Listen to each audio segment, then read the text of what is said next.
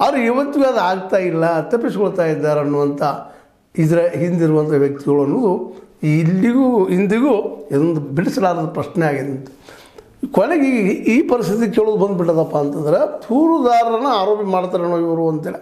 ಯಾಕಂತಂದ್ರೆ ಈ ಹಿಂದೆ ನಿಮ್ಗೆ ಹೇಳಿದ್ನಿ ಈಗಾಗಲೇ, ಸ್ನೇಹಮಯಿ ಕೃಷ್ಣ ದೊಡ್ಡ ಆರೋಪನ ಮಾಡಿದರು.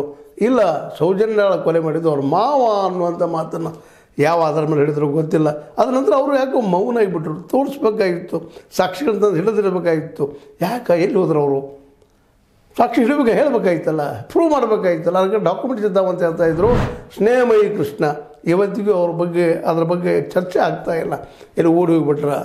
ವಿಠ್ಠಲ ಗೌಡ್ರೇನು ಅವರ ಮಾಡಿದವರು ಆ ಮಗುವನ್ನು ಅನ್ನುವಂಥ ಮಾತನ್ನು ಆರೋಪ ಮಾಡಿದರು ಅವರು.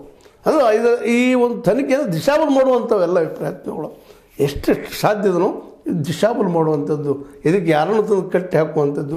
ನೋಡಿರಿ, ಬಂದಾಗಿದೆ ಚೆನ್ನಯ್ಯ ಎಷ್ಟು ನಿರರ್ಗಳವಾಗಿ ಇಲ್ಲಿಯ ವ್ಯವಸ್ಥೆ ಮೇಲೆ, ಅದರಲ್ಲೂ ಅಲ್ಲಿಯ ಒಡೆಯರ ಮೇಲೆ, ಅಲ್ಲಿಯ ಯಜಮಾನರ ಮೇಲೆ ಆರೋಪ ಮಾಡ್ತಾಯಿದ್ರು. ಇಲ್ಲ, ಅದನ್ನು ಅವ್ರು ಮಾಡಿಸೋರು ಅವರು ಅಂತೇಳಿ. ಈವನ್ 30-35 ವಿಡಿಯೋಗಳಲ್ಲಿ ನಮ್ಮ ತಿಮ್ರೋಡಿ ಅವ್ರ ಜೊತೆ ಮಾತಾಡಿದಂಥ ವಿಡಿಯೋಗಳಲ್ಲಿ ಸ್ಪಷ್ಟವಾಗಿ ಆರೋಪ ಮಾಡ್ತಾಯಿದ್ದಾರೆ.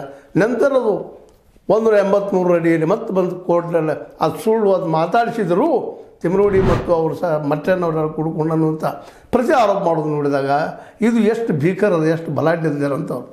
ಯಾವಾಗ ಮುಸುಕದಾರ ಇದ್ದನೋ ಆಳದ ಸತ್ಯ ಹೇಳಿದ, ನಂತರದಲ್ಲೇ ಮತ್ತೆ ಫಲ್ಟಿ ಹೊಡೆದ.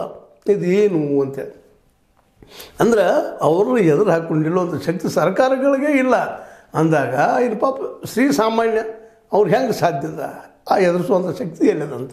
ಈ ದೇಶದ ವ್ಯವಸ್ಥೆ ಹಂಗಂದ್ರೆ ಇಲ್ಲ. ಯಾಕಂದ್ರೆ ಯಾರ ಕೈಯಲ್ಲಿ ಬಡಿಗಿದ್ರು ಅವ್ರದ್ದು ಏನು ಅನ್ನುವಂಥ ಪರಿಸ್ಥಿತಿ ಇವತ್ತು ಬಂದು ನಿಂತುಬಿಟ್ಟದೆ. ಇವತ್ತು ಯಾರ್ಯಾರು ಕೇಳೋ ಸ್ಥಿತಿ ಇಲ್ಲ, ಏನೂ ಇಲ್ಲ. ಆದರೂ ಒಂದಿಷ್ಟು ಇವತ್ತು SIT ಮತ್ತಷ್ಟು ನಮ್ಮವೆಲ್ಲ ಏನಪ್ಪ ಅಂದ್ರೆ ಅದು ಮಾಡುವಂಥ ವರ್ಕ್